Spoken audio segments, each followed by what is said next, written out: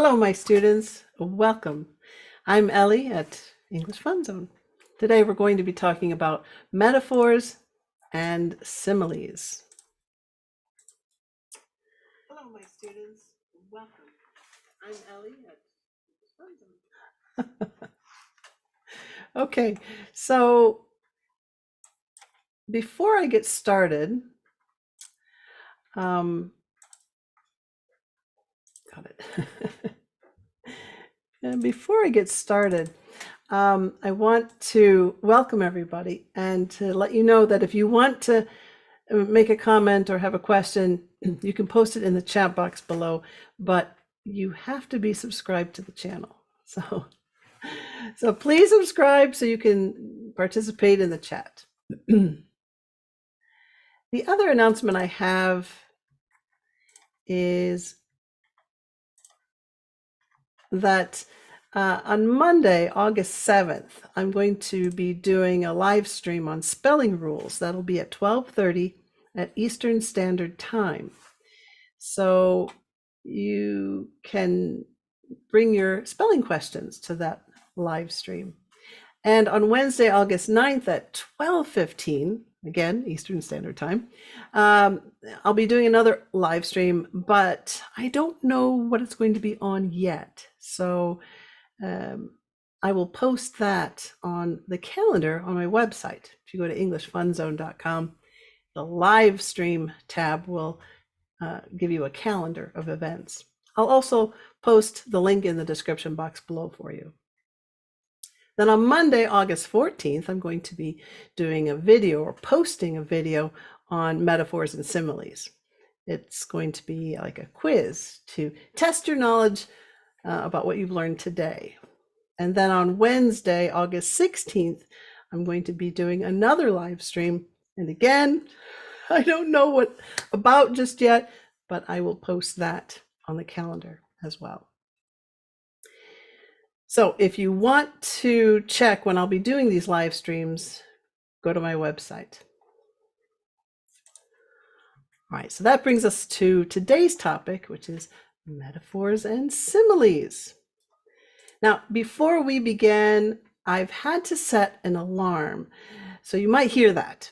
I usually have a class now, but my students on summer break. And I do have a class later, and that's why I need the alarm. So if you hear an alarm, that's what that's about.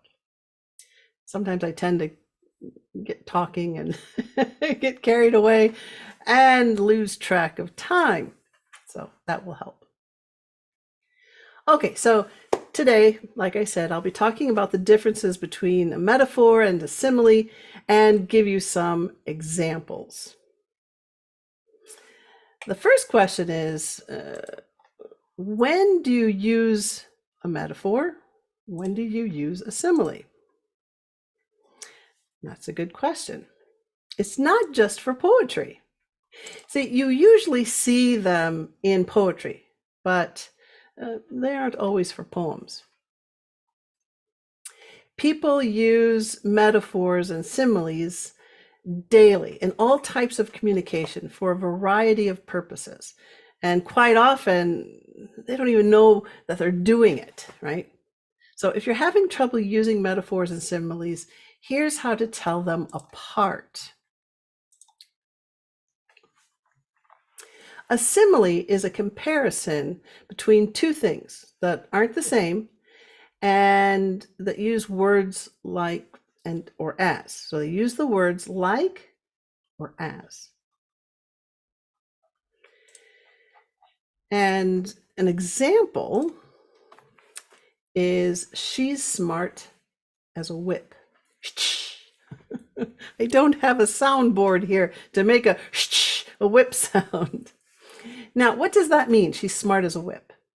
Well, it means that she knows the information without thinking about it, without guessing or she knows the answer, and she's just smart as a whip. She knows the answer, she knows the information, and you can also say he's smart as a whip. It can be he or she.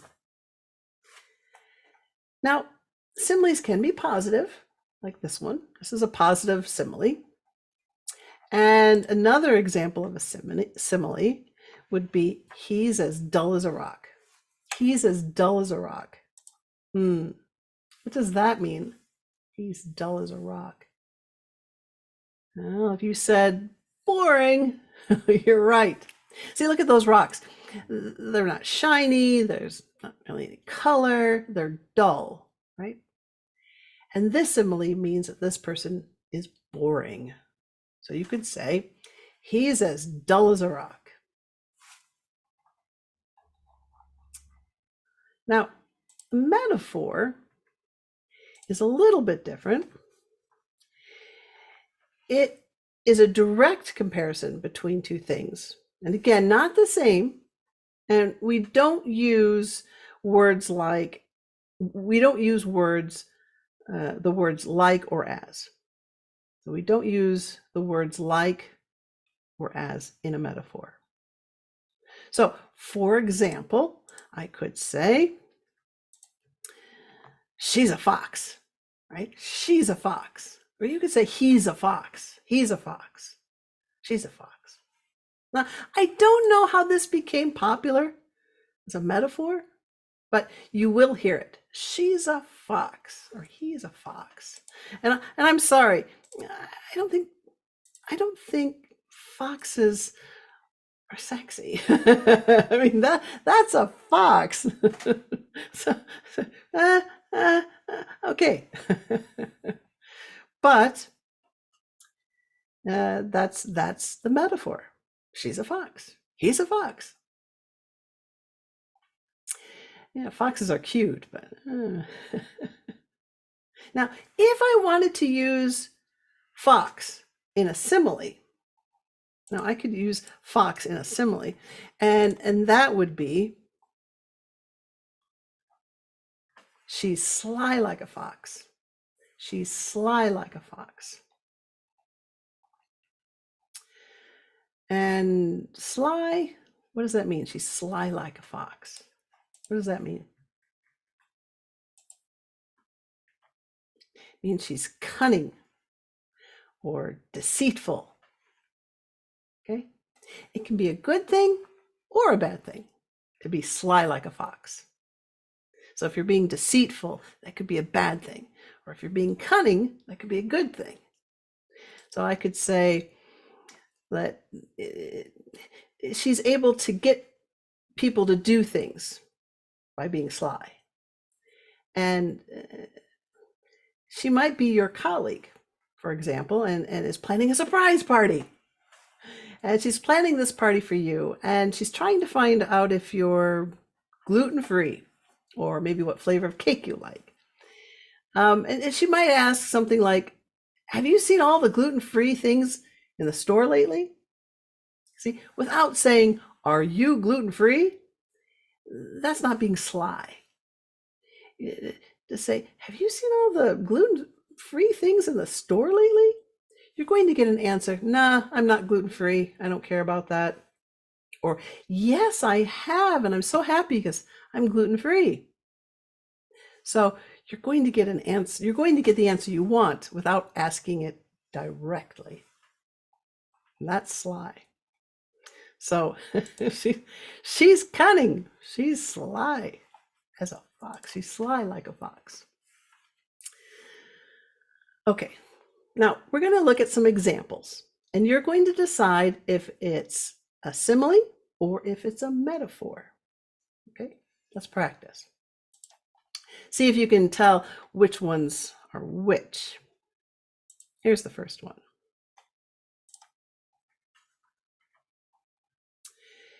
He's hungry like a wolf. He's hungry like a wolf. Is it a simile or a metaphor? If you said simile, you're right, because the word like is being used here. He's hungry like a wolf. Maybe you've heard the song, he's hungry like the wolf. He's hungry like the wolf. So there's a song, Hungry Like the Wolf. And I'll post the link to the song in the description box below. And then you can guess the meaning of hungry like a wolf. Guess the meaning. I'm leaving this as PG-13. Okay. It explains itself. Watch the video, listen to the song, you'll say, "Oh, okay." All right. It's a good song too, by the way.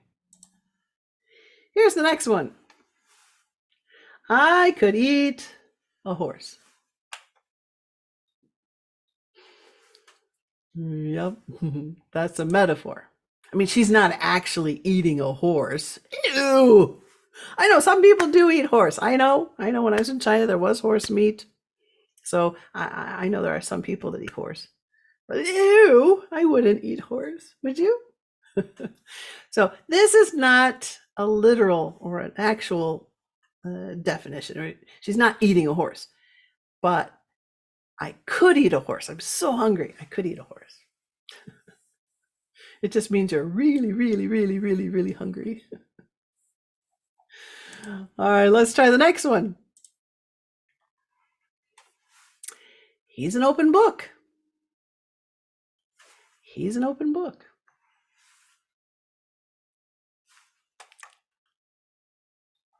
Yeah, it's a metaphor.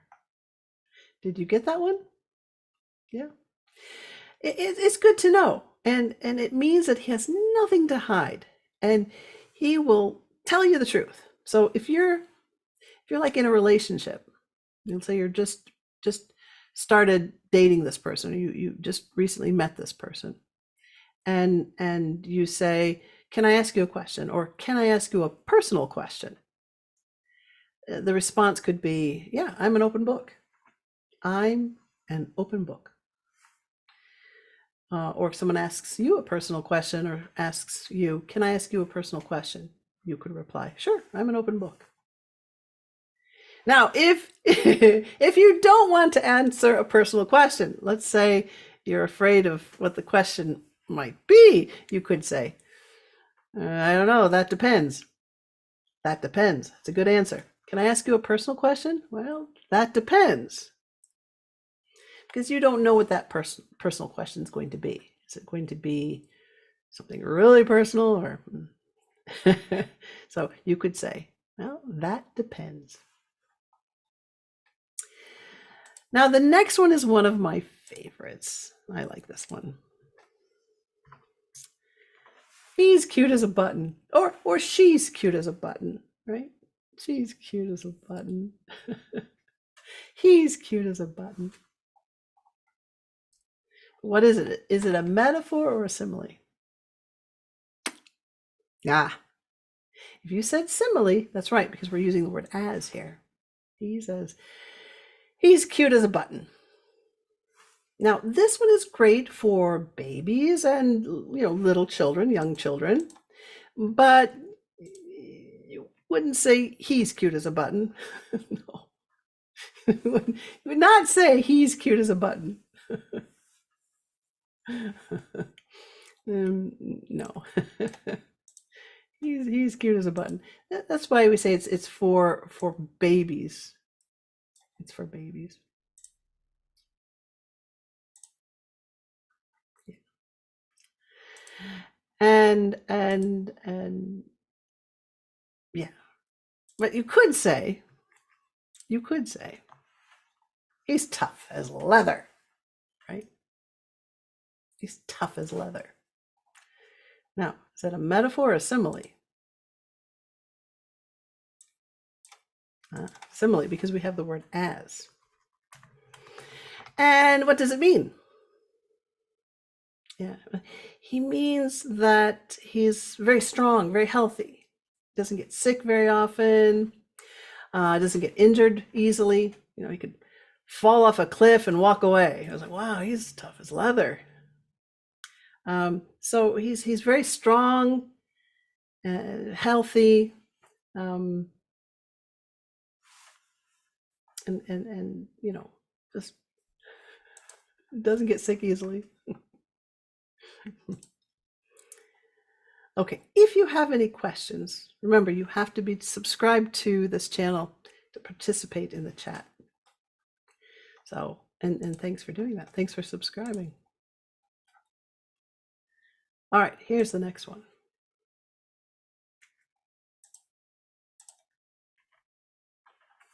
My dogs are barking. That's a funny one. So, that's right. It's a metaphor. Okay, I think you're getting the idea, right? Metaphor. And what does this mean, my dogs are barking? You said that means your feet are sore, tired. That's right. So if you're in high heel shoes or uncomfortable shoes and you've been in them all day, you could say, oh, my dogs are barking. Men and women can use this metaphor. My dogs are barking. It's actually, I haven't heard this one in a long time, and I'm wondering if it's fading out. One that's not going to be used. You know, it's not commonly used. There are a lot of phrases. There are a lot of these metaphors and similes. You can even make them up yourself. You just have to remember. You just have to remember that similes use the words like or as. In the metaphor, it compares two things, but they're different, like feet and dogs. You can make your own. I know there are a lot of common ones, and August 14th, I'll be posting that quiz, and it'll be different similes and different metaphors and things that are commonly said, and you can test yourself. Now, if you're making them up on your own, just be careful, because metaphors and similes can be used in a positive way or a negative way. Okay, and you want to be creative, but you don't want to be hurtful either, right? Okay. An idiom and a metaphor, an idiom, metaphor, and a simile are all types of figurative language. Figurative language is a way to be, it's a creative way of speaking. And I've done a lot of videos on idioms, and there's videos on slang, and I'll post the links in the description box below so you can check out those idioms and the slang that I've taught you in those videos. Now, I did get a question. That's basically it on metaphors and similes. That's what they are. Those are some examples. And if I don't think I have any questions here. No questions? Okay. Hello, viewers. Okay, so no questions on metaphors or similes. So I did have a question from a student. Well, this person had a couple of questions. They wrote, I have some question. I'm going to start with that. I have some question. Let's start here. Sentence was, I have some question. Okay, so what's wrong with that? What's wrong with it? If you use the word some, you have to make it plural, right? We have some dogs, some people, right? Some questions. So if you use some, the noun will be plural. Okay. It doesn't have to be a countable noun. Okay, these are countables, right? Dogs, people, those are 1, 2, 3, 4, 5. You can count those. But you can use it for non-countable as well. Some coffee, some sugar, right? Those are non-countable nouns. Those aren't things that you can count, right? 1, 2, 3, 4. So you can also use some for non-countables. But if it's a countable noun, it has to be plural. Okay. All right, so that's the first thing. That wasn't the question, but wanted to correct that. The question, one of the questions was that this student was having problems with connecting and pronunciation and connecting and. Okay. So the example was and I. And when we say and, native speakers, when we speak quickly, and I'm not speaking for all native speakers, I'm just saying most native speakers, when speaking quickly, will change and to n. Okay, you'll hear n, right? Like the letter n. So let's try these sentences. Mary and I went to the mall. Now, did you hear that? To the mall, When we say it quickly, we say to.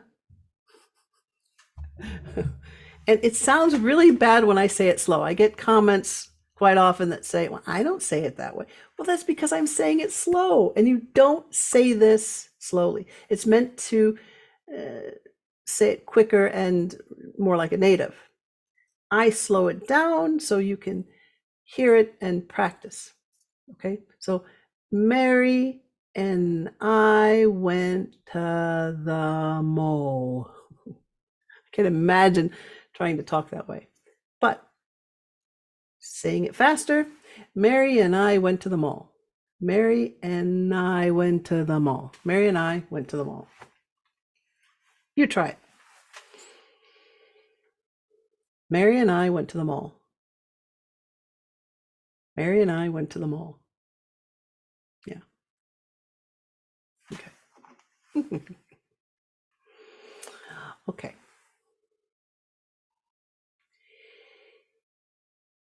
The next one, he and I fought like cats and dogs. He and I. He and I.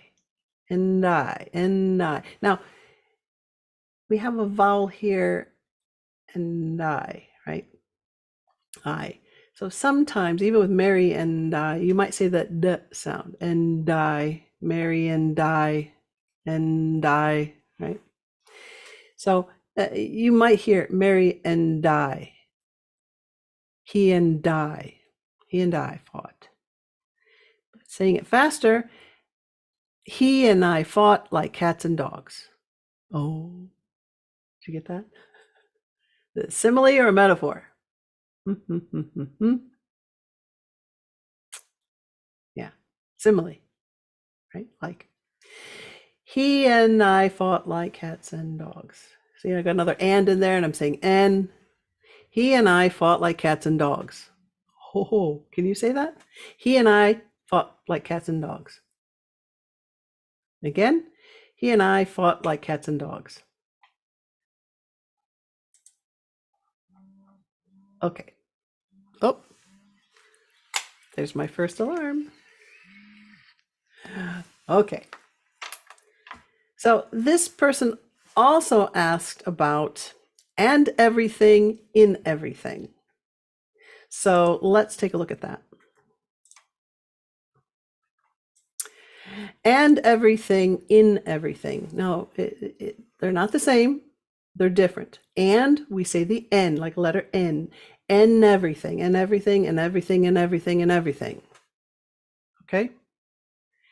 She quit and everything was gone. And everything was gone. Dun, dun, da, da, da, da, da, da. She quit and everything was gone. She quit and everything was gone. And everything. In. She quit and everything was gone. Right? So it's different from in, because in is short, a short vowel sound, in, right? He had a hand in everything, in, not n. You can't say n here. It has to be in everything, in everything, in. Hear the difference? Okay, so let's try this. Let's try this. We're going to say n, everything. Oops. Fingers. And everything. And everything. And everything. Oops. and say it 3 times. And everything, right? And everything. Again, and everything. Now read, she quit and everything was gone. She quit and everything was gone. Is that easier? Okay, let's try in. Now, with in, we have to practice that short I sound. We're going to say hit, sit, it, in everything. Okay? So, hit, sit, it, in everything. Hit, sit, it, in everything. Again, hit, sit, it, in everything. Now read, he had a hand in everything. He had a hand in everything, in everything. Okay. Now, what does that sentence mean? He had a hand in everything. It means that he was helping with everything, right? He helped with that, he helped with that, helped you, helped him, he helped her, helped everyone. So, or he did something. He did a little bit of everything, right? He had a hand in everything. Hopefully it was helpful. Yes, he had a hand in everything. It was usually it means that he was helpful. He had a hand in everything. He did a little bit of everything, or he did everything. Okay. So the last question was about the word fantastic. And the answer is yes. Some native speakers do say fen. Fantastic. Fantastic. Yes. Some accents, depending on what part of the world they're speaking English in, will say fantastic. Fantastic. But to say it properly, you should say and fantastic, right? Especially if you're saying it slow, because it sounds weird if you say fantastic, no fen. Sounds Chinese, fen, one fen, two fen, he fen. But you will hear some native speakers say fantastic, fantastic. I say fantastic. So recognize it, understand it, right or wrong. It just depends on, their accent. I can't say that accent is wrong. The dictionary might say that the pronunciation is wrong. I won't say that. But yes, you will hear fantastic. I hope that helps. If you have any questions, let me know in the comment section below, or you can visit my website at englishfunzone.com and send me a message there. Okay? All right, my students, don't forget that August 14th, I'll be doing a quiz on metaphors and similes. And if you're subscribed to this channel and click that notification bell, you'll get notified when it's posted. And thanks for subscribing. It really means a lot to me. All right. So until next time, my students, please keep practicing. Bye.